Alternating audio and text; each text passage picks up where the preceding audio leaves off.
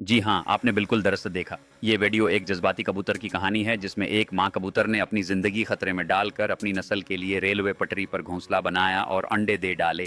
खलासा माँ कबूतर एक पुरानी, खाली या कम इस्तेमाल होने वाली रेल पटरी के बीचों बीच घोंसला बनाती है और अनजाने में अंडे देती है। घोंसले में मुतअद्दिद अंडे होते हैं जो आंखों से लुत्फ अंदूज होते हैं। ये लम्हा माँ की फितरी मोहब्बत को उजागर करता है। खतरा जैसे ही ट्रेन करीब आती है, घोंसला और अंडे शदीद खतरे में होते हैं।